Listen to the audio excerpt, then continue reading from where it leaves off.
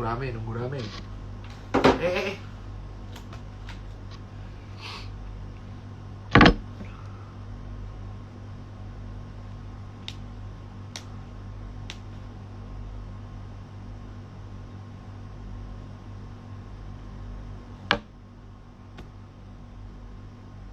Ya, kembali kawan-kawan di live berikutnya. Jadi masih banyak yang teman-teman bingung, Dok, kenapa sih harus update angka? Imun saya takut. Jadi gini, tujuan saya update angka itu sekalian jelasin bahwa kalian tuh jangan panik dulu kalau lihat angka.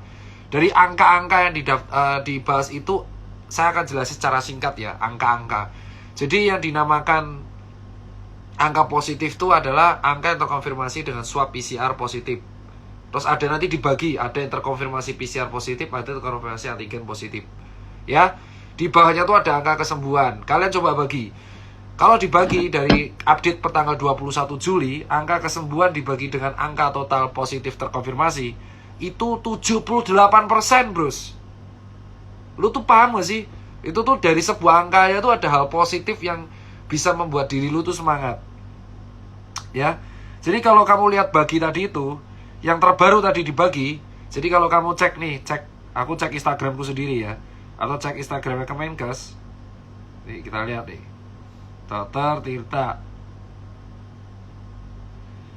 Nah, 2356553 tuh angka sembuh.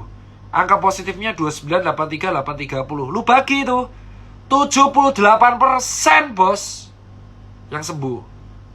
Paham ya? Itulah alasan bahwa tingkat kesembuhan COVID itu tinggi. Dengan catatan kalau dia mendapatkan nutrisi yang cukup, isoman, dan support terapi medikamentosa yang bagus. Jadi terapinya itu sesuai dengan gejala. Ya, that's it. Nah, pada hari ini ada terjadi penurunan angka positif. Kalau di hari sebelumnya kita lihat angkanya itu di angka 34.000. Ya, di angka 38.000 kemarin bertambahnya. Di hari ini dia hanya bertambah 33.000, anjlok. Jadi angka positifnya tuh anjlok banget, turun drastis. Nah, tapi kalau kita lihat apakah ini berarti PPKM efektif? Belum tentu. Karena ada dua angka yang menjadi perhatian. Jadi kita apresiasi dulu, angka kesembuhan COVID di negara kita tinggi, 78%, ya. Dan angka yang meninggal itu tinggi juga, kita 1.300. Sebagai bandingan, orang yang meninggal dari gagal jantung atau penyakit jantung, kardiak, serangan jantung di Indonesia tuh 1.200 per hari. Kalau TBC itu 250-350 per hari. Jadi angka kematian COVID di negara kita tuh tinggi. Nah, ini yang jadi PR. Kok bisa? Ini kan yang harus ditanya. Apakah karena vaskes yang kurang, penanganan yang kurang? Nah, itu yang harus jadi masalah. Nah, kalau kita lihat angka positifnya turun. Apakah PPKM efektif? Oh, ini belum tentu. Kita cek dulu dari spesimen. Spesimen itu adalah tracing. Tracing itu adalah cara ngeceknya. Dari satu orang yang kena COVID, 30 sekitarnya itu kita cek. Jadi kalau ada yang bilang, Dok, berarti kalau spesimen tinggi, angka COVID pasti tinggi. Belum tentu. Kalau PPKM efektif, spesimen tinggi, berarti dia tetap angka positifnya. Berarti positivity rate-nya rendah. Nah, cara ngitungnya kayak gini, bos. Bukan udahlah, saya ngajarin. Jadi kalau orang yang nggak mau nonton angka, skip aja. Karena ini ilmu gitu loh. Kalau mau dengerin ya silakan aja. Weh, saya ulang tahunnya masih 30 Juli. Salah ini. Nah, ini buat kalian ngitung. Jadi jangan keburu panik. Ceknya adalah positivity rate ideal itu 10%. Jadi kamu ngitungnya adalah pertambahan COVID itu 33.772 per spesimen.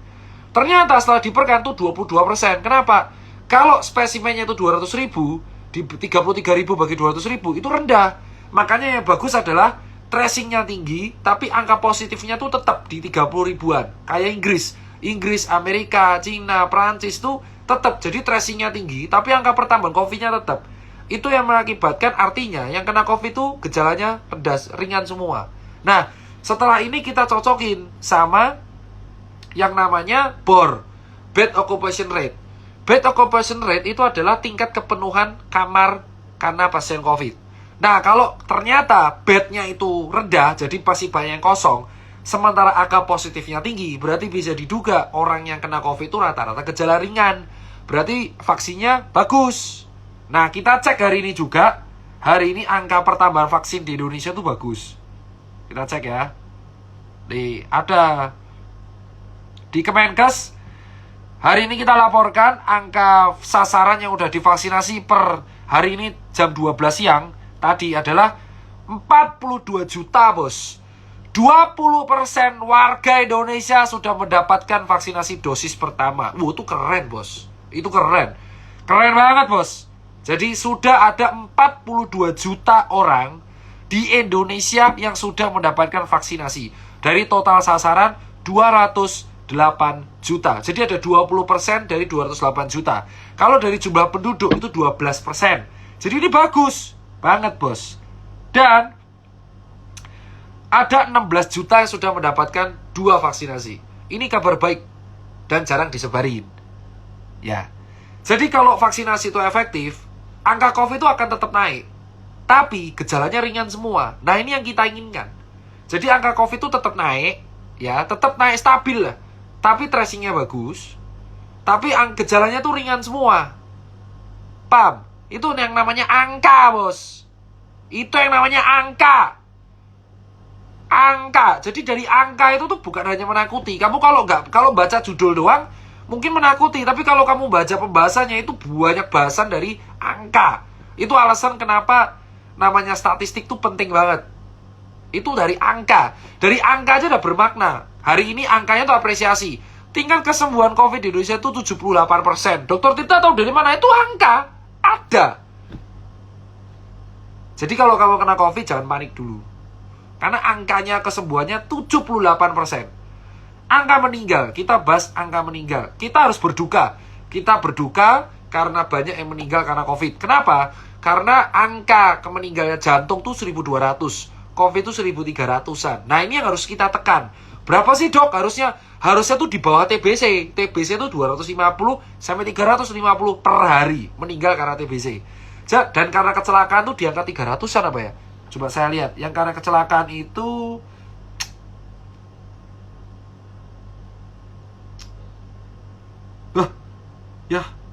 Ya. Lupa saya. Oh, nih.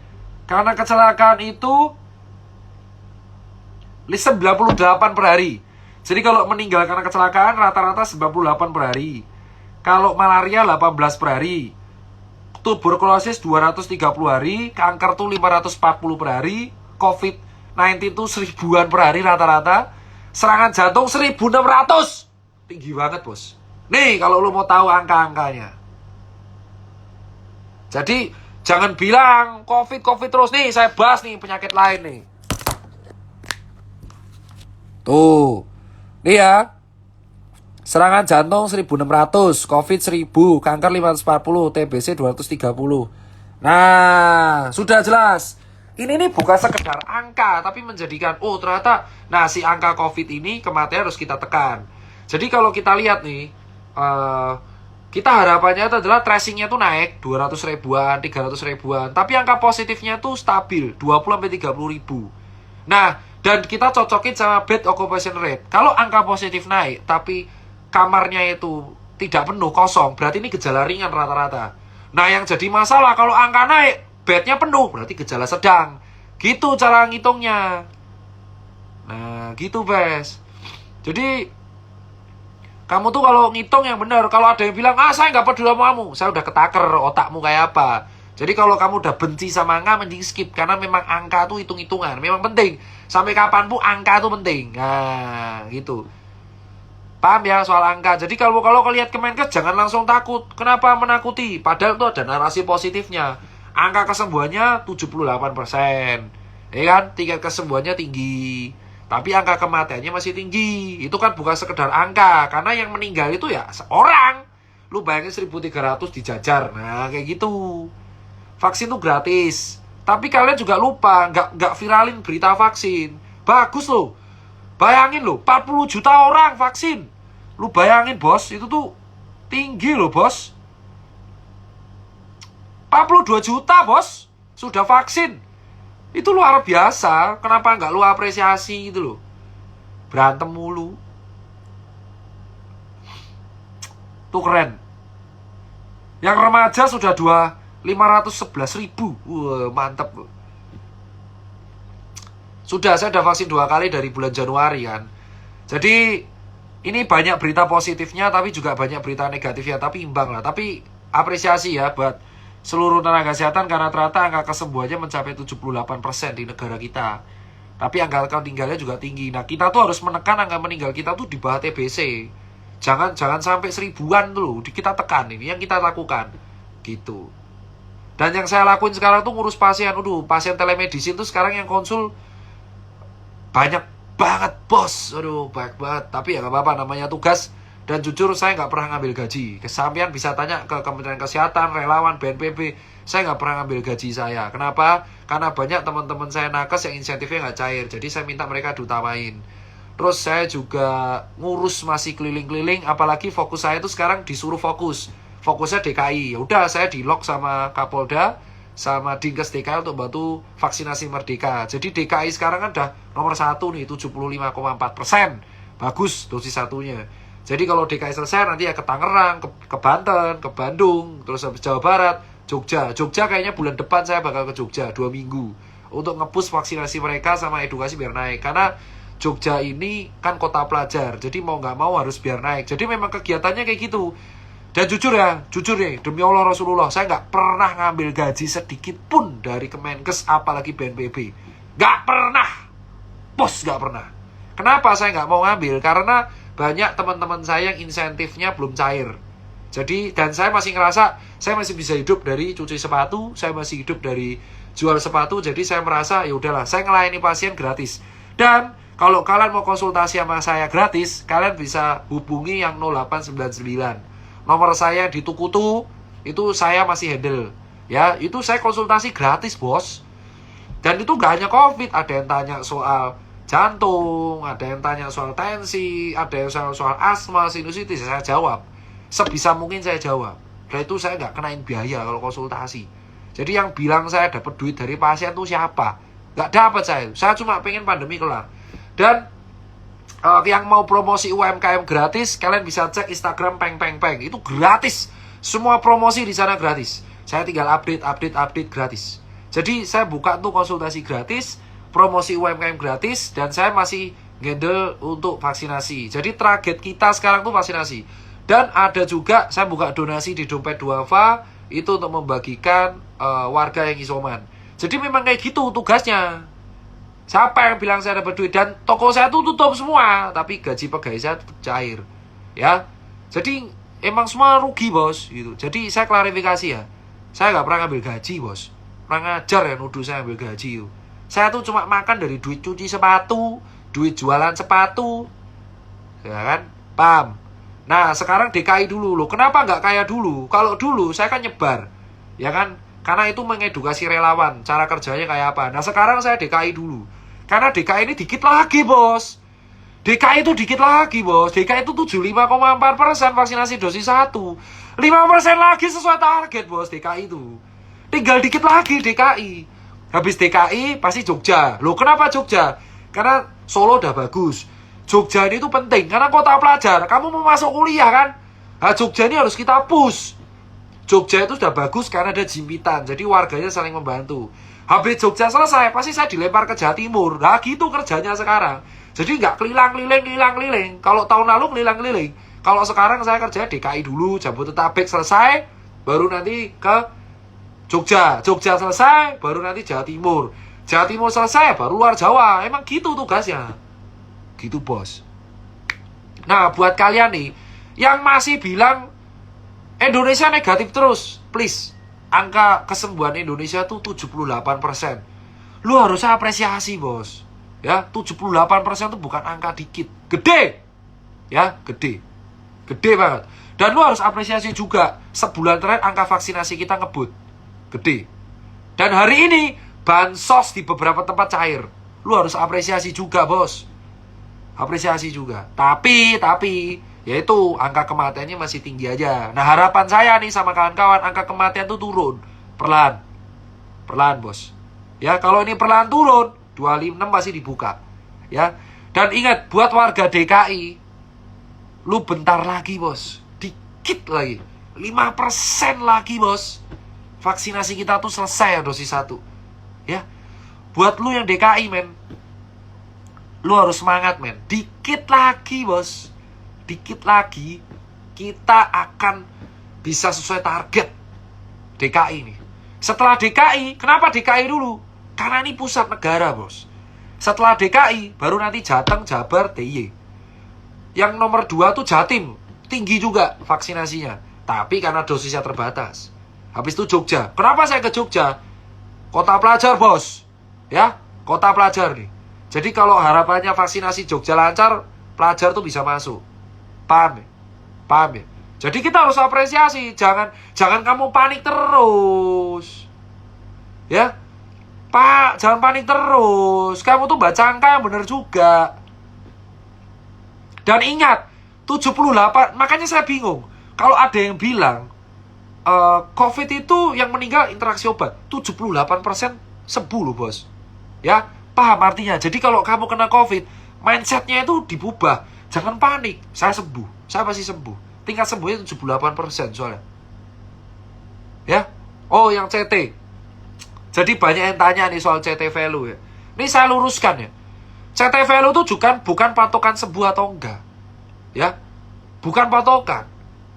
Kalau kamu nih kena COVID nih ya, buat kalian nih yang nonton dan masih salah kaprah semua ya. Nih saya misalnya gejala awal tuh 3 hari pasti demam. Ini belum tentu COVID. Belum tentu COVID. Demam, nyeri sendi, nyeri tulang. Itu belum tentu COVID. Itu bisa jadi DB, itu bisa jadi influenza. Ya, ingat. Demam nih. Waduh, saya demam, dok. Belum tentu. Kamu cek dulu. Kalau 3 hari nggak sembuh, nah itu berarti demamnya virus. Bisa jadi COVID, bisa jadi influenza, bisa jadi DBD, banyak. Kamu cek lagi. Wah, saya batuk. Belum dulu deh. Saya anosmia. Belum tentu COVID. Belum tentu, bro. Anosmia itu bisa terjadi karena ada blokade di nervus 2, olfaktorius. Bisa jadi polip. Bisa jadi sinusitis. Bisa jadi pilek hidung buntek. Bisa. Berarti belum. Apa yang menyebabkan salah satu gejala COVID? Batuk kering. Ya. Batuk kering. Kalau pilek influenza juga ada. Bersin juga influenza ada. Tapi yang penentunya tuh batuk kering. Batuknya itu kayak sering. Nyeri telan faringitis masih bisa. Batuknya tuh kering dan ganggu banget, bos. Nah, kalau udah ada batuk, nyeri telan, anosmia, demam, nah baru nih. Udah kan? Kamu swab. Sebenarnya isoman itu bukan hanya untuk pasien COVID. Pasien infeksi apapun yang dari virus, itu isoman. Cuman kan dulu kita salah. Kalau sakit, terus. Salah. Disuruh bos masuk. Kamu pernah kan kayak kamu sakit flu, terus tiba-tiba masuk kampus, sakit semua. Lah harus itu isoman. Nah ketika kamu kena COVID, kamu tuh isoman. Ya. 10 hari patokannya tuh isoman. Kenapa harus 10 hari? 10 hari plus 3. 3 hari bebas demam, 3 hari bebas batuk. Kalau kamu sudah isoman 10 hari, ditambah kamu bebas batuk 3 hari, dan bebas demam 3 hari, kamu nggak perlu PCR lagi. Di hari ke-4, 13 tuh nggak perlu PCR lagi. Ya. Jadi penentunya penyembuh COVID itu adalah 10 hari isoman dan 3 hari bebas demam, 3 hari bebas batuk. Dan saturasinya bagus. Itu sembuh. Ya. Dan 80% COVID yang kena COVID, dari 78% nih, dari 80% yang kena COVID, itu self-limiting disease. Asalkan kamu isoman, nutrisinya cukup. Obat yang diperlukan selama isoman itu paracetamol 500 mg 3 kali sehari. Obat-obat pereda gejala batuk, obat batuk hitam boleh, Ambroxol juga boleh, secukupnya. Vitaminnya itu vitamin C, 500 mg 2 kali sehari. Bisa didapat dari jeruk. 1 jeruk itu 300 mg. Vitamin D3-nya 1 aja. 500 IU, 1000 IU sama aja.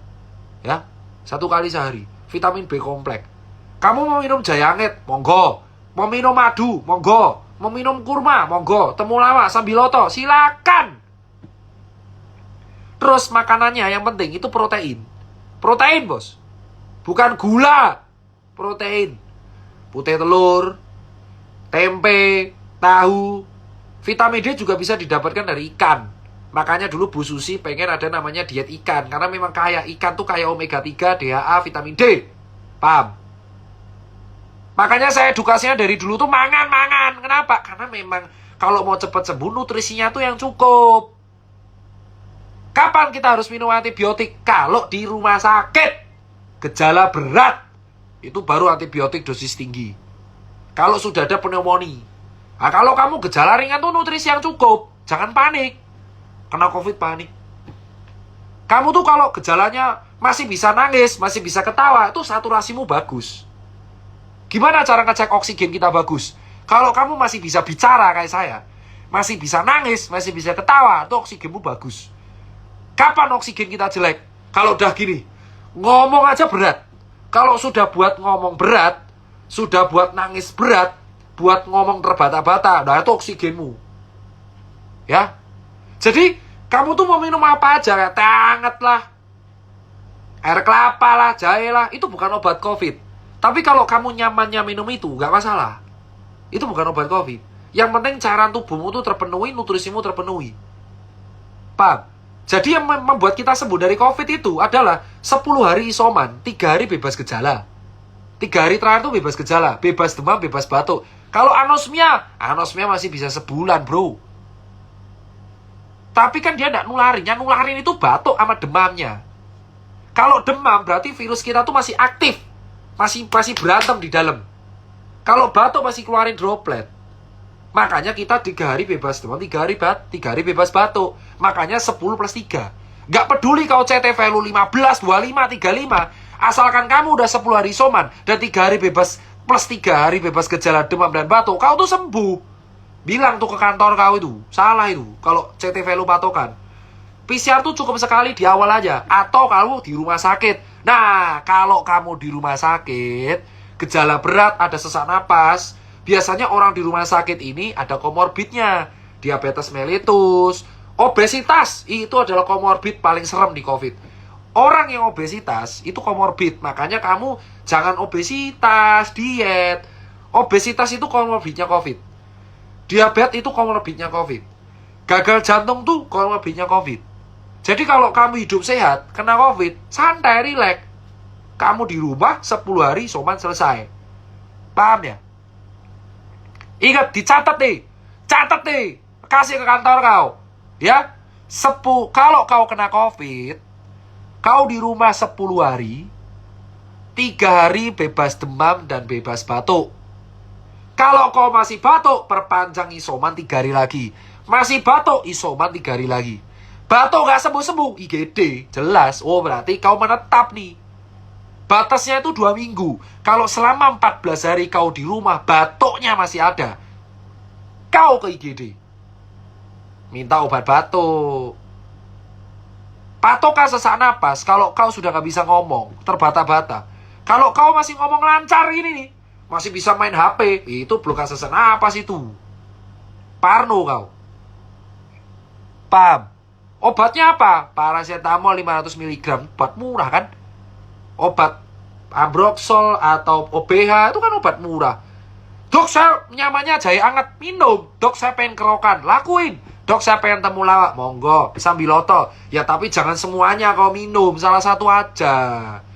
Jangan kau campur aduk. Kau minum tuh sambiloto, temulawak, jahe semua, ginjalmu remuk, bos. Kau pilihlah salah satu atau salah 2. Kayak contoh kau minum jahe sama madu, monggo. Susu gimana, Dok? Susu tuh sekali aja sehari, jangan banyak-banyak lah. Kau minum susu banyak-banyak yang ada kalori, gemuk juga. Ingat ya. Yang di rumah sakit itu rata-rata obesitas, diabetes, tekanan darah tinggi, kolesterol, gejala stroke. Makanya kalau kamu nggak mau ke rumah sakit, jangan obesitas. Diet yang bagus, fisiknya. Paham kawan-kawan? Makanya kalau lu tanya, kenapa Jering sama Deddy Corbuzier nggak kena kopet? Ya kau lihatlah otaknya Jering tuh gede banget, bos. Olahraga. Apa hal positifnya? Olahraga, bos. Paham kau? Makanya kau selama di rumah keluar nih, olahraga aja keluar kalau ke rumah. Lari-lari lah keliling rumah itu. Paham kan? Nah, gitu loh. Innalillahi wa inna ilaihi raji'un. Jadi intinya gini, COVID ini berteman baik sama obesitas, diabetes, jantung, tensi, kolesterol. Teman baik. Kalau lu mau selamat dari COVID, hidup sehat. Paham? Saya olahraga apa? Jogging, lari cukup. Sepeda cukup. Ya kan? Makanya kalau kita lihat, kenapa Deddy Corbuzier gak kena COVID tuh? Ya karena dia olahraga. Paham kan kawan? Nah, makanya kalau lu mau nih, apa arti angka? Lu tahu angkanya 32.000. Lu ajaklah teman-teman lu, bos, ayo bos, jangan sampai kena COVID bos. Gimana caranya? Olahraga kita bos. Jangan sampai obesitas kita bos. Itu caranya. Kalau kamu bisa menyebarkan berita baik itu, maka angka COVID bisa kita kontrol.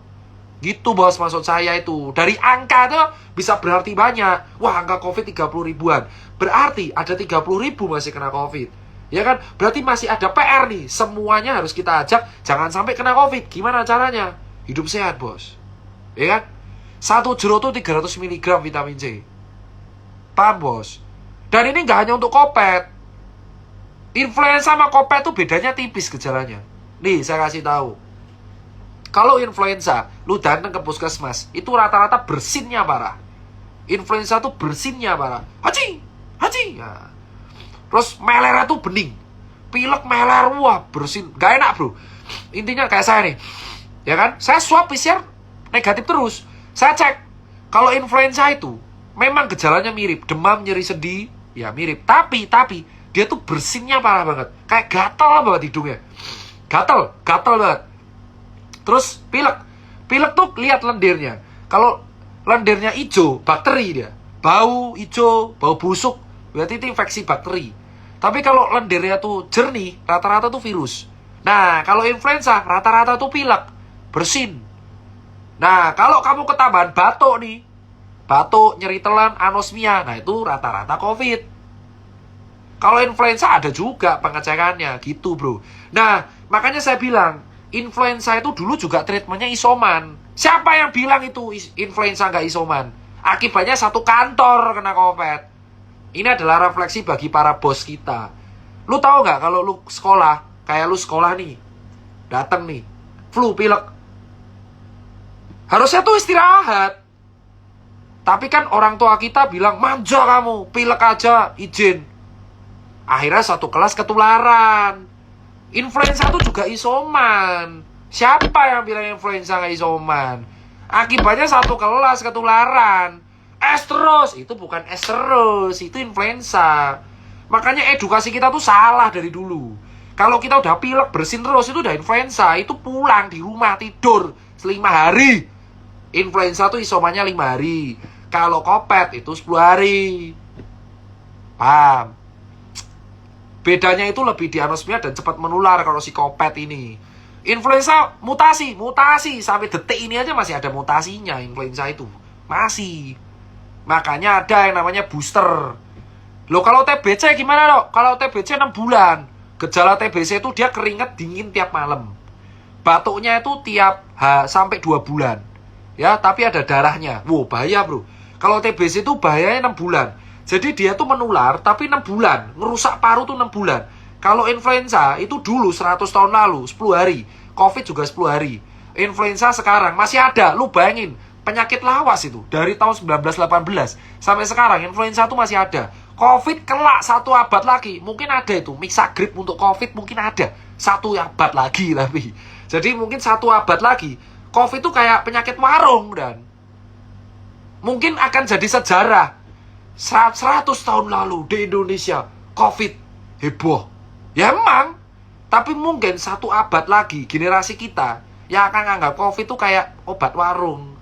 Bro, Mixagrip buat COVID nggak ada. 1 abad lalu kita tuh juga panik karena influenza. Lu asal tahu aja, 1 abad yang lalu nih, biar lu positive thinking. 1 abad yang lalu, 1918, kita tuh kena flu Spanyol yang sekarang dinamakan influenza. 20% dulu meninggal kita tuh. Nah, paham? Jadi lu kalau kena COVID jangan panik dulu. Jadi COVID ini mengulang 100 tahun lalu. Sekarang orang anggap influenza tuh kayak terus karo Mixagrip. 100 tahun lagi mungkin COVID akan kayak gitu. Kita tuh akan menjadi panutan bagi 100 tahun lagi, bos. Jadi jangan sampai gagal kita ini. Paham ya? Nah, gitu. Ingat ya, sekali lagi. 78% sembuh. Ya, sembuh. Dan sembuhnya itu kalau kamu di rumah, isoman. Kalau kamu paksain ke kantor, remuk bos, sekantor ketularan kabeh. Ya saya tahu media nggak ngangkat ini, panik, oke, kamu bisa beralasan itu. Tapi yang jadi masalah, kematiannya tuh tinggi. Jadi kematian kopet, itu udah di bawahnya jantung. Jantung tuh 1.600 per hari. Kau pengen update kan? Jantung tuh 1.600 per hari. Kopet tuh udah di sini. Harusnya si kopet ini tuh di bawahnya TBC.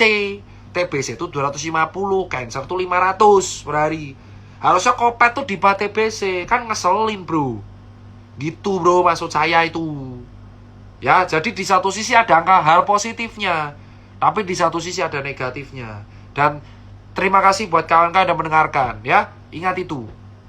Ingat. Antibiotik tuh untuk gejala sedang dan berat. Capek, semua tuh capek. Saya juga capek, toko tutup capek. Makanya saya bilang, kalau kau gak mau kena kopet, ayo olahraga. Ayo olahraga. Kita turunkan tuh obesitas. Sesuai instruksi Dedi. Kita jangan sampai obes. Jadi kalau kena kopet, kita ringan-ringan aja. Ya, karena orang yang masuk rumah sakit itu rata-rata diabetes, kolesterol. Kau mau masuk rumah sakit? Gak mau kan? Makanya olahraga. Sehat. Paham kan? Nah itu gak pernah diterangkan. Kesal juga saya itu, gak pernah diterangkan. Orang yang di rumah sakit itu rata-rata komorbidnya banyak bro. Obesitas. Ya. Tapi orang-orang yang fit itu ringan-ringan aja. Karena fit. Cara mencegah, sebarkan berita ini, kebaikan ini. Kalau kau kena kopet, gak mau masuk rumah sakit, kurangi beban nakes, olahraga, diet sehat. Asui. Urep sehat itu angel tenan nih. Makanya kalau kau bilang petani-petani nggak ada yang kena, hidup sehat mereka itu. Petani itu nggak makan fast food. Paham kau sekarang? Dari dulu dijelasin ya. Orang di rumah sakit obesitas semua. Makanya kau bilang kenapa jaring nggak kena? Ya kau lihat aja jaring tuh, fitness terus tiap hari. Kau lihat Deddy Corbuzier, fitness terus tiap hari. Aderai, atlet bal-balan, kena kopet pun paling ringan. Kenapa? Fit. Paham? Setelah fit baru vaksin. Enak kau. Enak itu. Sudah fisiknya kuat vaksin. Jadi kalau kena tambah gak kerasa apa-apa. Paham kau? Itu yang penting.